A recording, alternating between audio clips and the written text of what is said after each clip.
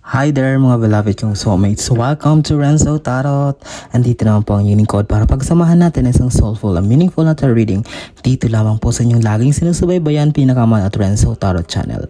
May gamigan shoutout po sa lahat ng ating soulmates sa buong Pilipinas at lalong-lalo na sa ating mga masisipag na overseas Filipino workers o OFWs sa buong mundo na laging nakaabang, nagbibigay ng kakataba sa puso na komento. Maraming salamat po sa ating mga returning viewers, sa ating mga new subscribers at sa mga hindi pa nakasubscribe po.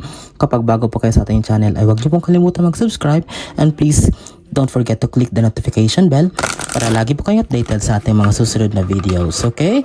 At ang ating pong reading ngayon ay isang general reading. Pag sinatong general reading, hindi po lahat makaka-resonate. Kunin nyo lang po ang part ng video ng reading na makaka-resonate kayo, and kahit kailan nyo po ito mapanood, bukas, next week, next month, next year, as long as lumabas sa newsfeed nyo or makita nyo para sa inyo po ang mensahe ng general reading nito, okay? Ang general reading na ito pala ay para sa ating mga nasa sign ng Scorpio. Ulitin ko, general reading for Scorpio, okay? Last one shuffle para sa inyo Scorpio at simulan na natin. Huwag na natin pang tagalin pa, okay? Here it is, Spirit Universe, Spirit Guides. Bigyan niyo po kami ng 10 baraha para sa aming general reading for Scorpio. Kapag bago po kayo sa ating channel, kumukuha po yung lingkod ng 10 baraha na siyang in-interpret natin ang mensahe base sa energy na binibigay ng universe, okay? And tuloy-tuloy po, dire-diretso po natin kukunin yung 10 baraha para hindi po tayo mag-shuffle at nakaka-distract po yun. At least pag nakuha natin ang dire-diretso yung 10 baraha, tuloy-tuloy tayo, okay? Sa pag-interpret ng mensahe ng universe para sa atin, okay? Meron na tayong 2 Spirit Universe, Spirit Guides, 3, 7 na lang. Spirit Universe, Spirit Guides, Angels, Ancestors. 7 cards please. Okay, 4, 5, sige. Ayusin natin ang baraha. So, ulitin natin. Spirit Universe, Spirit Guides, Angels. 5 cards please for our general reading for Scorpio. Maraming salamat po sa inyong walang sawang tiwala, suporta, pagmamahal. Ayun. 3, 4, 5, 6, 7, 2 na lang. At kung wala po kayo, ay wala po ang, ayoko nito nagpakita, wala po ang success ng Renzo Tarot channel sapagkat you are the ones behind the success and pabilis sa paglago ng ating channel. At I am looking forward na mas marami pa tayong taon na pagsasamahan, mas marami pa tayong soulful and meaningful na tarot reading na pagsasamahan. Okay, last 1 card for Scorpio general reading. Spirit Universe. Ayun. Okay, tumalon na ang ating pang 10 baraha. Okay, I know you're excited, Scorpio. Ayusin lang natin. Lagay natin sa gilid. At ilatag natin itong 10 baraha na ating nakuha. 1, 2, 3, 4, 5, 6, 7, 8, 9, 10. Okay, kompleto na. Okay. Ulitin ko po ha, mag-like po kayo, mag-comment po kayo kapag nakaresonate kayo sa ating reading ngayon. Nagbabasa po ako ng reading, ng comment, sorry. At yung iba randomly nagre-reply po ako, but I'm so thankful. Nakakataba ng puso ang nababasa ko mga positibong komento na yung binibigay, okay? Without further ado, Scorpio general reading, opening card mo, sisimulan natin yung reading sa yung pambungad na baraha, Hierophant. Okay, Scorpio. Most of the Scorpio people, simula na exit si Pluto sa cardinal signs at nag-move sa Aquarius, karamihan si Scorpio people ay medyo nag-iba yung nararamdaman sa personality, sa pagkatao, sa katawan. Parang from lately na parang walang gana, parang lonely, malungkot, parang nawalan ng pag-asa sa buhay. It comes a big surprise na ba't parang biglang nagising kayo or bumangon kayo na parang sobrang lakas, positive lang yung outlook, parang ibang-iba kayo, parang nawala bigla yung mga iniisip nyo, parang biglang nawala yung mga problema na iniisip nyo. With this Hierophant, it means that you are guided by the universe.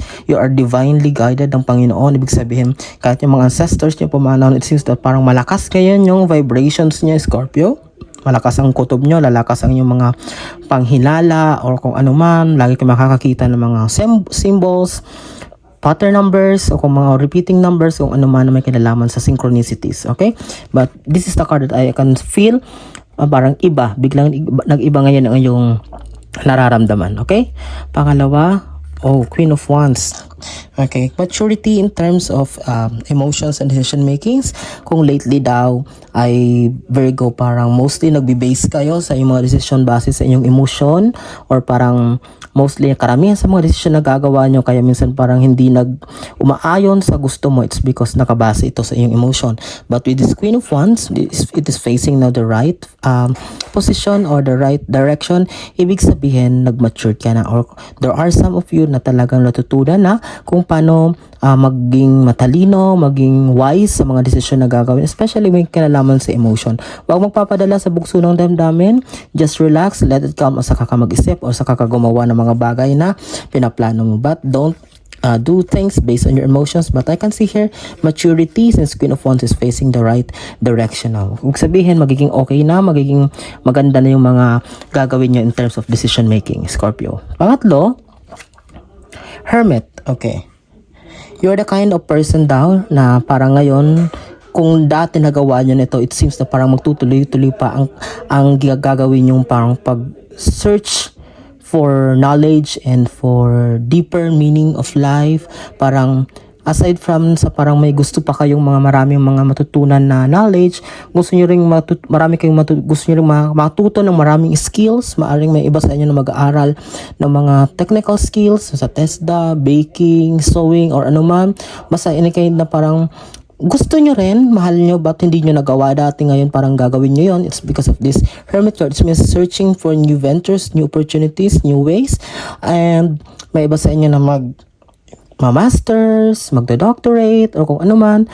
Basta any kind na parang gagawin nyo just to improve your craft, or parang pas ma-develop pa kung anong skills na meron kayo. But mostly ang karamihan dito ay parang susubok na mga bagong mga skills or mga gawain labas sa comfort zone nyo, or labas dun sa mga nakasanayan yung gawin. Okay?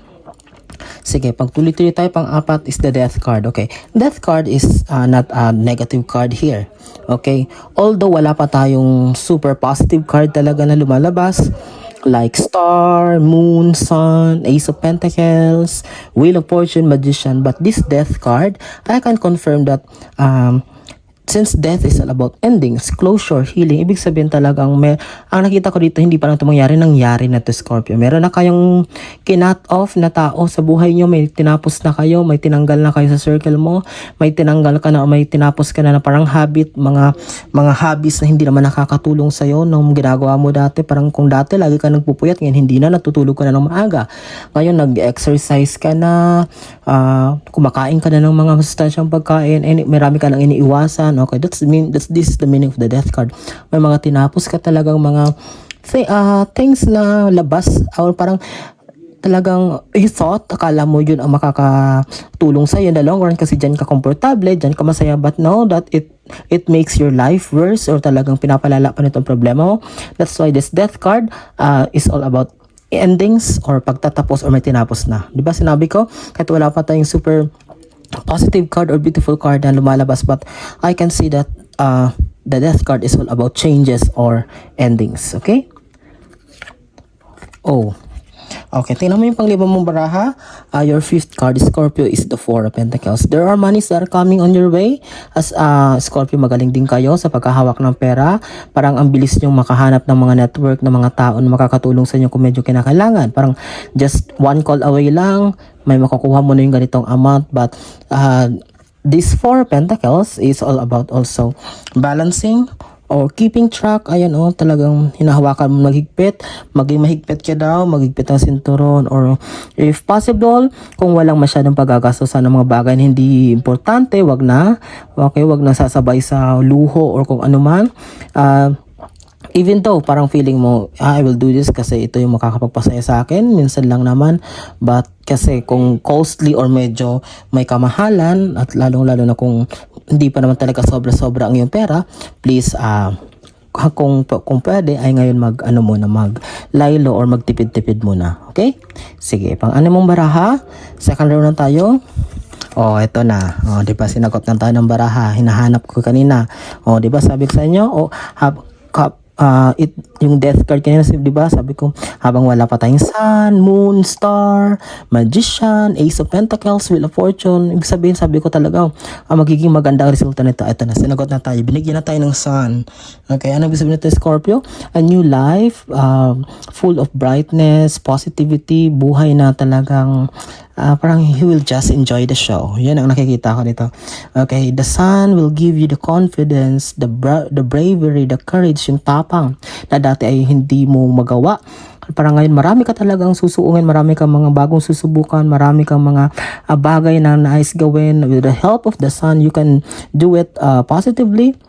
Kasi, di ba sinabi kasi the sun is the one giving us life. Siya nagbibigay ng buhay sa lahat ng mga living things dito sa mundong ito. And kasama ka na dyan, Scorpio. And samantalahin ang lakas, ang power na ibibigay ng sun sa iyo ng universe for the goodness or kung ano man tong mga bagay na nais mong mas lalong ma-develop sa personality mo or sa pagkatao mo. Okay? O, di ba ha? Sinagot na tayo. Sabi ko, sun, star, moon, ace of pentacles, celebration card, 3 of cups, ano pa, knight of cups, wheel of fortune, magician, yan yung super ganda talaga mga chariot. Yung chariot, napaka powerful din na baraha. Okay, 7th card mo is the knight of swords.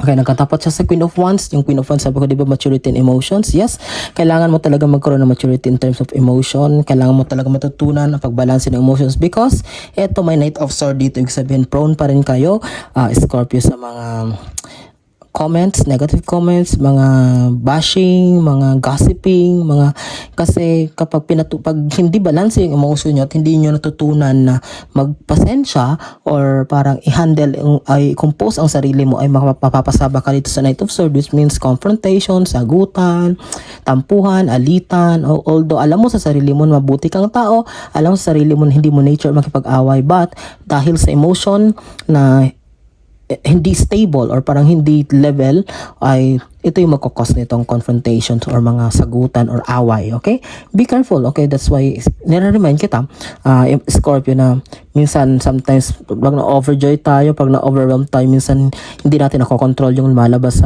sa bunganga natin o sa bibig natin, although alam mo sa sarili mo na wala ka namang intensyon to harm or for that words na binitawan mo para makasakit, but alam mo iba-iba kasi ang tao, the way how they will, okay lang kung ikaw o kung kilalang kilala ka ba, paano yung ibang tao na baka mamaya ma-offend sila. Okay? Oh, ayan na, celebration, 10 of cups. Nakatapat sila sa 9 of which is the Hermit. Okay, number 9. This is number 10. Okay, talagang may synchronicity, may pattern. 10 of Cups ang ibig sabihin nito. Di ba sabi ko dito, you will be, marami ka pang naisubukan, marami ka pang nais gawin, promotion, masterals, mag-aaral ng mga bagong skills, baking, o kung ano man. Here, that thing, yung bagay na napapasukin mo or susungin mo, ayan, magbibigay sa'yo ng, it's like, maaring promotion that you deserve, maaring level up ng iyong current position, and not only you but your whole family. Ayan, asawa mo, kung married ka, kung single ka, it's like yung siblings mo, mga magulang nyo, yan, the whole family, hindi lang ikaw, even the circle around you, mga kaibigan mo, members of the community will be celebrating, will be joining you in celebration, Scorpio, sapagkat magiging masaya din sila kapag nakita nila na nakamit mo ang iyong pangarap, or parang nakita nila na enjoy mo na ang buhay mo as of the moment, or talagang wala ka nang dapat patunayan. Okay? 9 of ninth card mo is 10 of Wands. Gusto ko sabihin itong 8, itong death, magkatapat sila ng death. Okay. 10 of Wands is all about emotions. Ibig sabihin overwhelming, bombarded ka ng mga problema, Scorpio. But since nagkatapat sila ng death, I can see here na hindi naman siya totally isang one time, big time na matatapos. But I can see here, unti-unting, kung dati kasi lately parang, alam mo Scorpio, ikaw yung La Pieta. Alam mo yung La Pieta, hindi ba yung si Mary na nung namatay si Jesus, inano niya, parang nasa paanan niya, talagang parang kinalong niya ba? Or kung napanood niyo yung drama na Lapieta na parang after all, nasa sa katigasan ng ulo ng anak niya, naging bisyoso, lahat kung ano ginawa niya, still dahil nanay siya, talagang pinagtanggol niya at minahal niya pa rin.